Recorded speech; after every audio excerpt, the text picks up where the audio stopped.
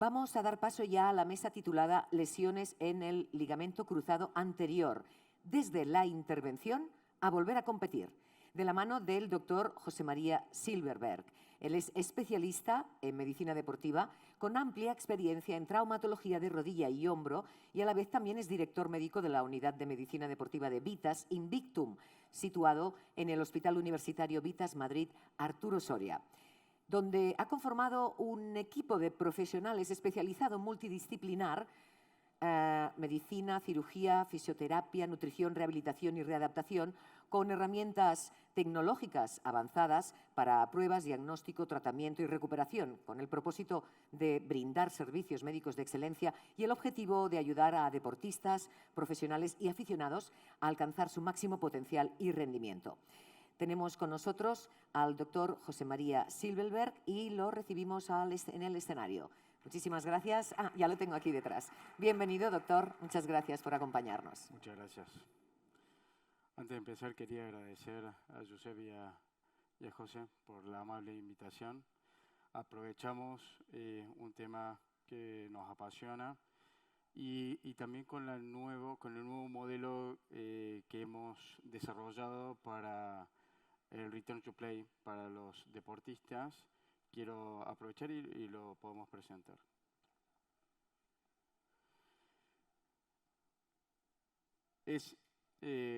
Ustedes saben muy bien que la lesión del ligamento cruzado anterior posiblemente es una de las entidades más frecuentes en la traumatología y fundamentalmente en el paciente deportista.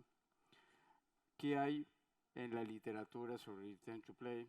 Hay muchísimo, hay mucho escrito, pero en lo que podemos basarnos es, por lo menos hasta en los modelos que hemos tenido hasta hace muy poco, es que el incremento de la tasa de roturas, hay un porcentaje de deportistas que no vuelven al mismo nivel previo a la lesión.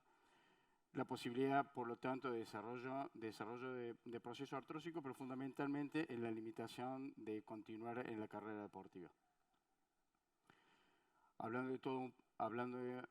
Basándonos en ello, tenemos que en los pacientes que van a ser intervenidos de una lesión del ligamento cruzado anterior, la expectativa que ellos presentan es altísima con respecto al porcentaje de pacientes que van a volver a la actividad deportiva al mismo nivel.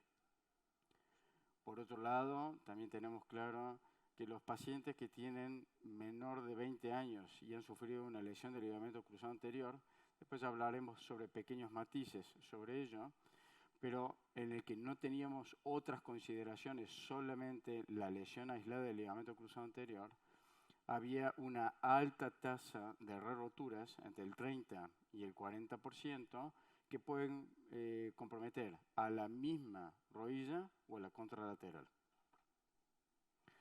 Por eso, en los últimos años se han desarrollado numerosos modelos de Return to Play en los que están lo que nos toca a nosotros como traumatólogos y si estamos en el contexto de un grupo de rehabilitación, fisioterapeutas, médicos del deporte, nutricionistas, psicólogos, es validar o buscar el modelo real en el que vamos a tener parámetros no solamente subjetivos, objetivos de la propia rodilla o de la lesionada, sino el contexto general del deportista. Por lo tanto, el Return to Play no depende de un solo acto o de algunos objetivos, sino que es multifactorial. Como toda recuperación, tenemos que tener 4 ítems muy importantes: el diagnóstico correcto y precoz, obviamente, la restauración anatómica, en los casos que pudiésemos resolverlo, la curación biológica y a partir de ahí una rehabilitación funcional. Sobre los modelos de Return to Play, de lo que comentamos antes, hay muchos factores que hoy debemos tener en cuenta, no solamente la lesión, ¿sí? Y también que va a ir individualizada o especializada para cada jugador y para cada deporte. Con respecto a la vamos a hablar ciertos aspectos en lo que va a ser este proceso de recuperación del deportista, en el que comenzamos desde el momento del acto quirúrgico. Hago una pequeña reseña histórica de cómo comenzamos con la actividad de la reconstrucción del ligamento cruzado anterior.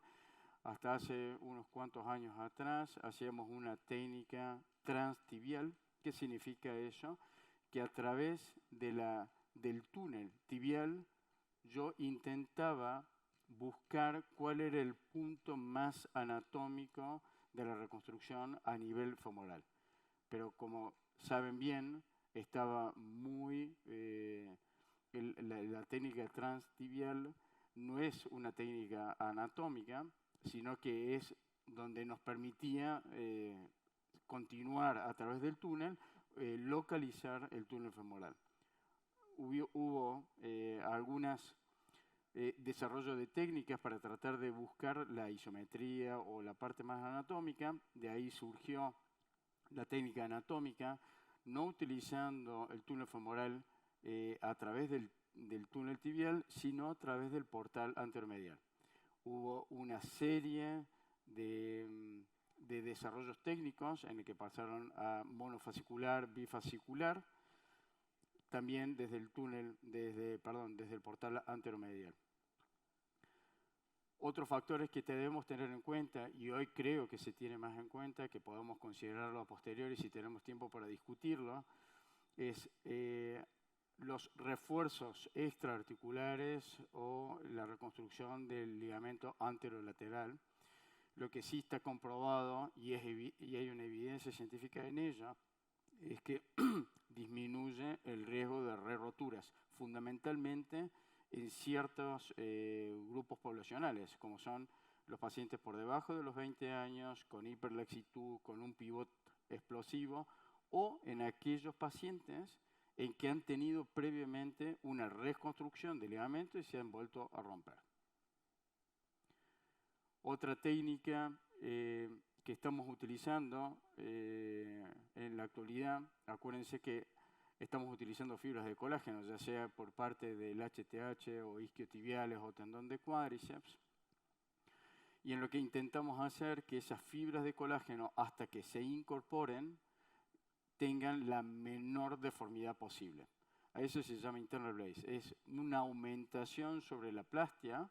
En un principio era el paso de cintas de alta resistencia y hoy utilizamos una técnica, la técnica de Alberti, en la que hacemos un refuerzo circunferencial de la plastia. Para nosotros creo que tiene una evidencia importante. Estamos en grupo, estamos en estudio, grupos controles en el que hacemos el internal blaze y pacientes que no. Claramente es muy difícil porque no hacemos un second look de estos pacientes, pero sí podemos evidenciarlo en resonancia. Somos muy estrictos en ello, a las 6 semanas, a las 12 semanas y al 6º mes y al año. Y en lo que evidenciamos ya a la 6ª semana es que los edemas óseos o la dilatación de los túneles que teníamos con las técnicas previas, hoy no lo presentamos. Eso no significa que es la mejor técnica, pero creo que vamos en caminos a desarrollo. Ya tenemos consideraciones anatómicas, que eso es lo que mejores resultados tenemos, pero fundamentalmente con el objetivo de evitar esa re-rotura que tanto nos complica a posteriori. Otros factores que debemos tener en cuenta, no es solamente, y esto lo comentamos en un principio, no es solamente pensar en el deportista que tiene una lesión del ligamento cruzado anterior. Hoy es muy rara, y ustedes lo saben muy bien, es una lesión aislada del ligamento cruzado anterior, es cada vez menos frecuente. De hecho, valoramos hoy con mucha importancia tratar de conservar estructuras como pueden ser el menisco, que antes eran impensables valorar que pudiésemos repararlas o suturarlas, o intentamos conservar máximo stock meniscal. Como así también las reparaciones concomitantes de las lesiones ligamentarias y de cartílago.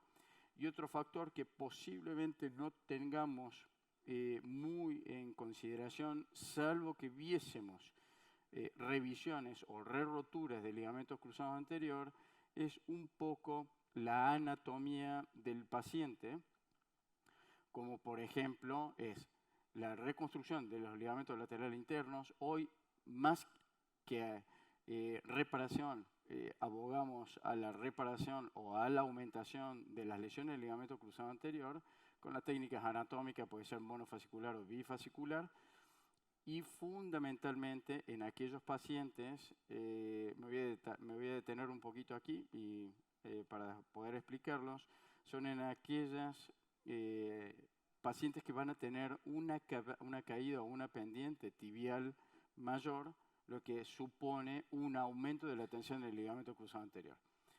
Es difícil valorarlo en un paciente en que hacemos una reparación primaria, pero creo que es otro factor que debemos tener en cuenta, fundamentalmente si son pacientes que nos van a consultar por una rotura del ligamento cruzado anterior. Buscar estos factores concomitantes de lesiones asociadas, no reparadas o incluso de la parte anatómica en el que puede generar una sobretensión de nuestra reconstrucción. Por lo tanto, todos estos factores que tienen vital importancia para un equipo multidisciplinar es muy importante para el rehabilitador y el fisioterapeuta. ¿Por qué? Nos va a cambiar el protocolo. No nos va a cambiar el protocolo, pero tenemos que ser mucho más estrictos y personalizados e individualizados, porque va a depender de muchos factores. No es lo mismo una recuperación de un HTH que de un isquiotibial o un cuádriceps. Los distintos métodos de fijación que tenemos hoy, la verdad que los métodos de fijaciones bicorticales en el que no ponemos tornillos de interferencia, tenemos una fijación primaria muy buena. Tenemos que tener en cuenta que también una fijación primaria de alta resistencia también nos puede generar aparejado problemas de movilidad o sobretensión de la plastia y tener un riesgo de roturas. ¿Qué tipo de actividad deportiva y dentro de la misma actividad deportiva, qué papel cumple ese deportista? El factor importante de la protección y reparaciones asociadas de cartílago y menisco. No es lo mismo una reconstrucción, una rehabilitación de una lesión aislada a aquellos pacientes que van a tener lesiones asociadas. Tener en cuenta en aquellos pacientes que vamos a tener lesiones de triada o lesiones del pivote central completo más posterolateral, tenemos que ser un poquito más agresivos, tenemos que estar mucho más encima del paciente por la capacidad de generar rigidez, por las reconstrucciones multiligamentarias, y un concepto que no podemos dejar de tener en cuenta es la parte biológica y la capacidad de cicatrización que tenemos.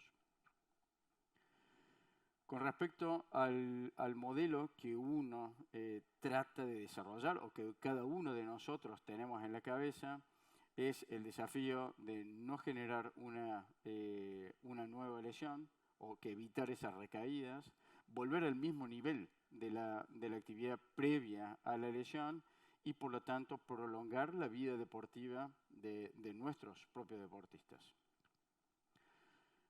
Tenemos la fortuna de contar con muchísima gente, con muchísima experiencia en todos los campos.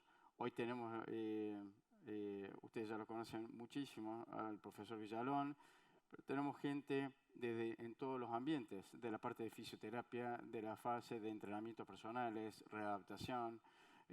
Tenemos a una gran nutricionista con nosotros, que van a escucharla a posteriori, Anita Telledó. Tenemos médicos del deporte que se encargan encima de la parte de biomecánica, que creo que es un factor que nos ha cambiado en nuestra percepción y protocolos a realizar, pero fundamentalmente en el cambio de fases, y nos aseguran desde el punto de vista no subjetivo o por experiencia que tengamos cada uno, sino con datos muy objetivos de que podemos avanzar sin generar mayor riesgo a nuestro deportista. Hay muchos modelos, pero fundamentalmente quiero transmitirles nuestra intención no es solamente basarnos en cuestiones subjetivas y teóricas, sino hoy les queremos mostrar el modelo que hemos desarrollado en nuestra práctica habitual, que es con todo este equipo multifactorial, multidisciplinar, en la que intervienen, fíjense, en no solamente los cirujanos tratantes, los fisioterapeutas, entrenadores, readaptadores, sino también la parte nutricional que juega un papel importante para nosotros, la parte de psicología, tanto a nivel individual o como en equipo, y la parte de biomecánica. Tenemos varios puntos.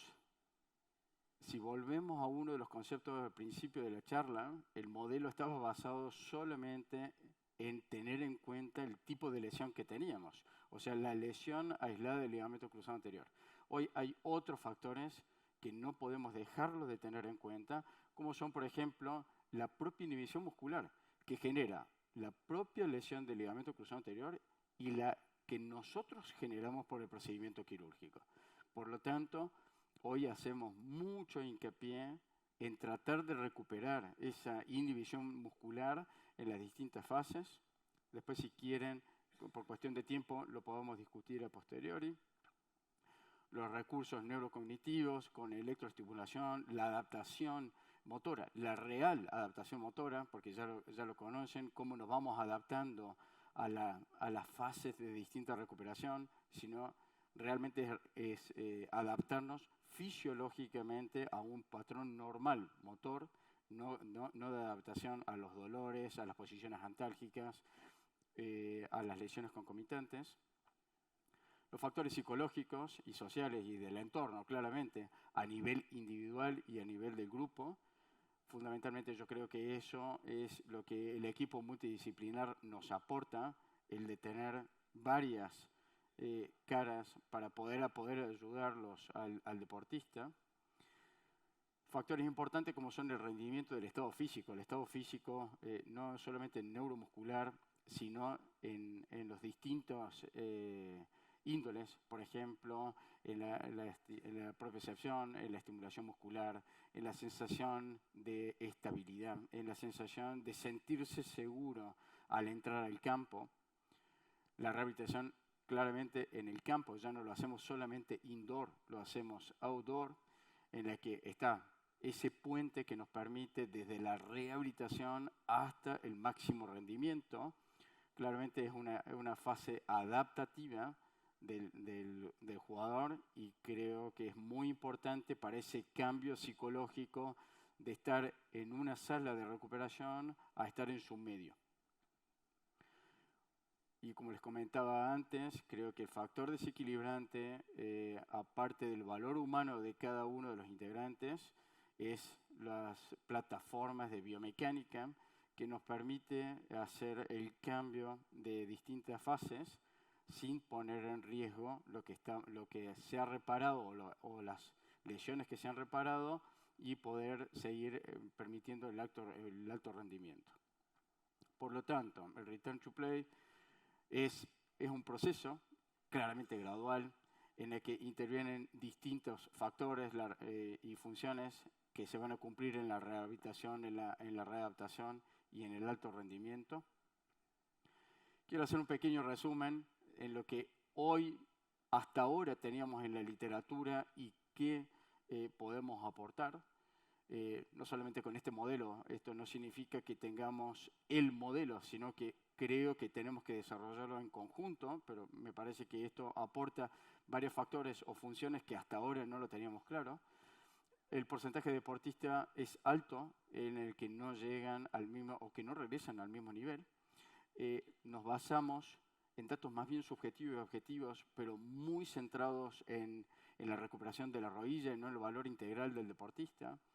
Hay cada vez mayor evidencia en que no solamente hay que hacer la recuperación motora, sino la neuromodulación. Hay que recuperar los movimientos compensatorios que generamos en las fases tempranas, si no van a generarnos un problema en la readaptación.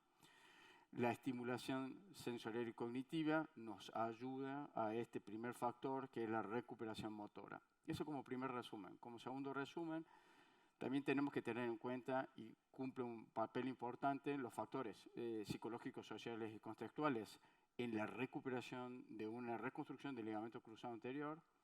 Ahí tenemos que tener en cuenta y tienen que tener conciencia nuestros deportistas que es de van a pasar a una alta demanda física en las cuales tienen que cumplir la fase de readaptación. Readaptación significa aquellos gestos repetitivos que van a hacer en la práctica deportiva y en el sitio donde les corresponde a cada uno.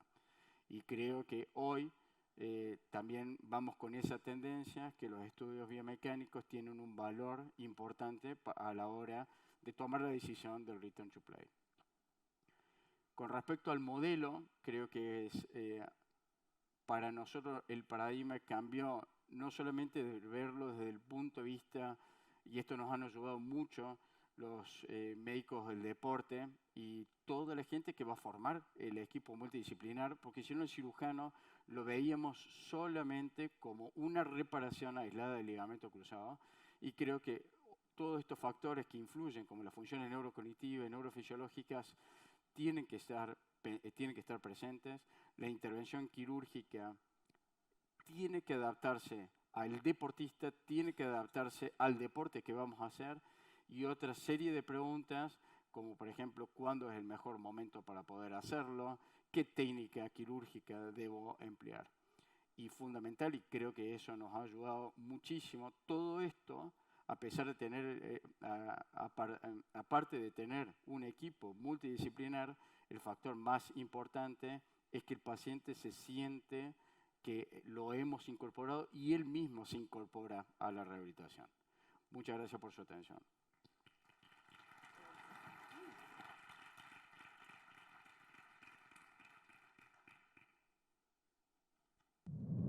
No sé si quieren hacer... perdón.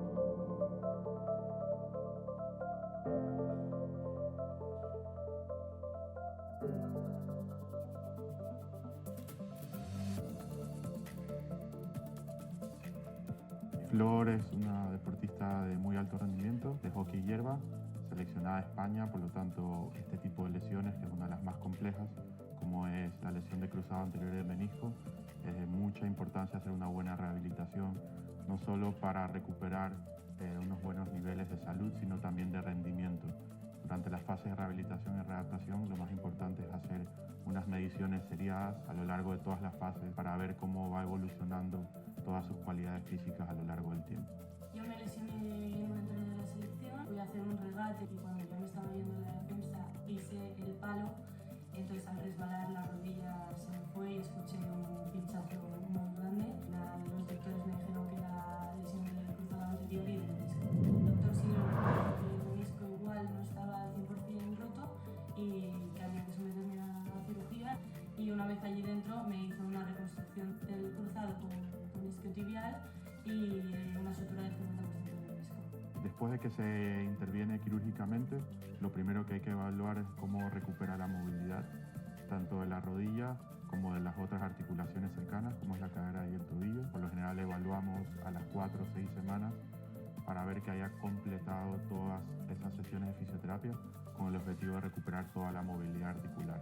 Esto va a ayudar a que la siguiente fase que se logra en gimnasio para buscar la fuerza y la potencia también se la evalúe con un dinamómetro y ver qué tanta fuerza del lado lesionado y no lesionado esté equitativamente igual, por así decirlo. Por último, medimos en plataformas de fuerza, en cámaras cinemáticas, ver cómo se mueven estos gestos, como son los saltos, como son los aterrizajes, las recepciones o los cambios de dirección.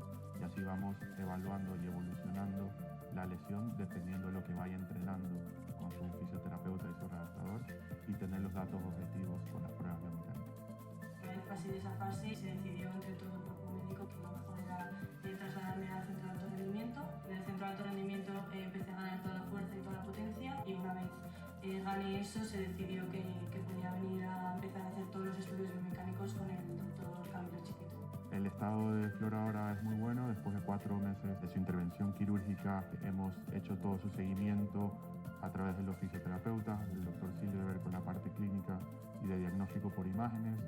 La biomecánica en Flor nos ha aportado, primero, tener datos objetivos de su recuperación y poder permitir que pudiese hacer un cambio en la fase de esa recuperación sin tener sobrecargas o lesiones musculares asociadas, con datos objetivos de su recuperación.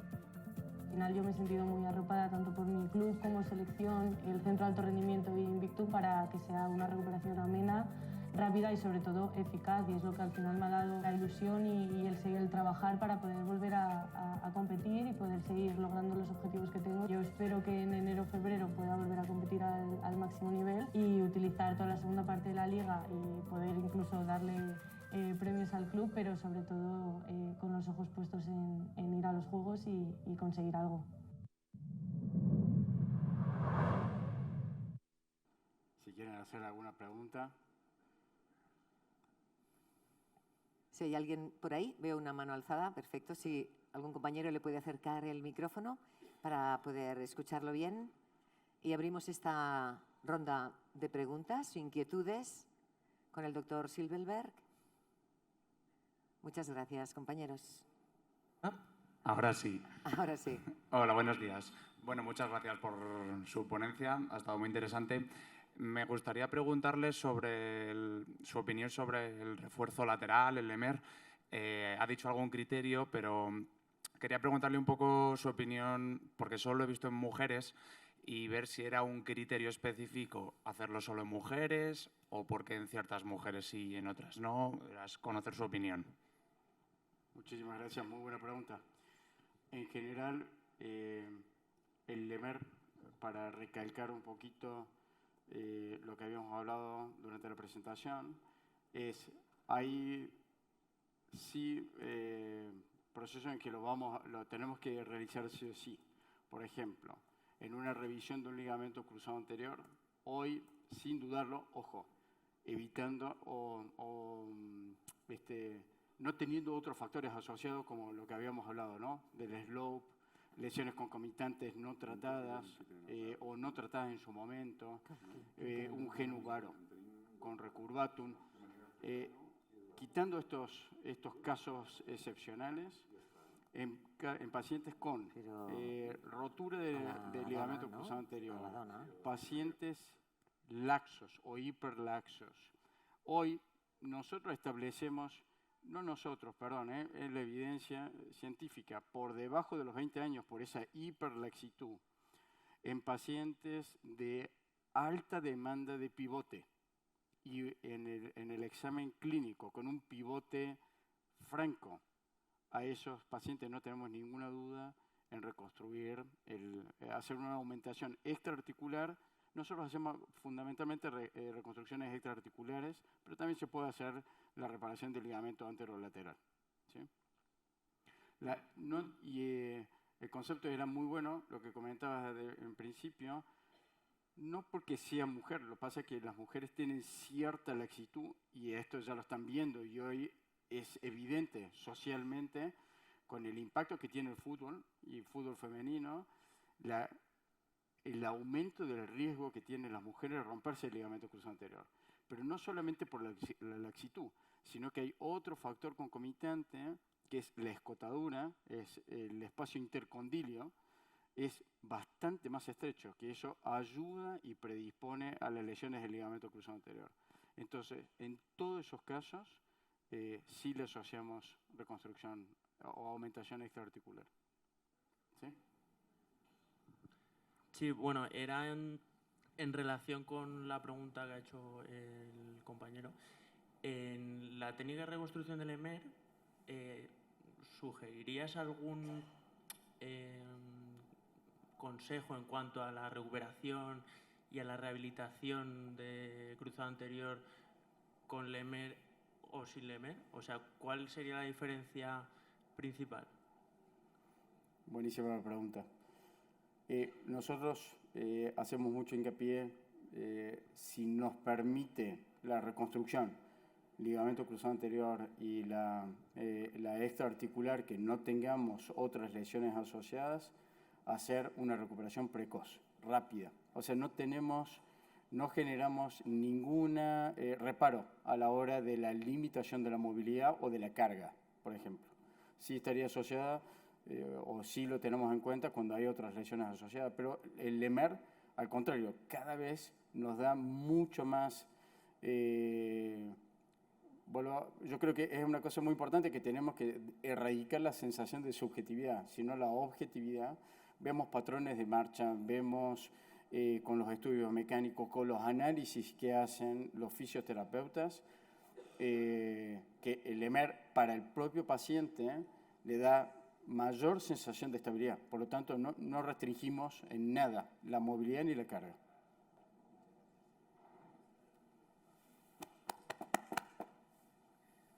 Yo quería agradecer especialmente al doctor José María Silverberg el que esté hoy aquí con nosotros. Ha sido una magnífica conferencia, una charla magistral, y como agradecimiento hemos tenido la idea, la sugerencia de darle un pequeño detalle que le hará ilusión. Seguro que sí.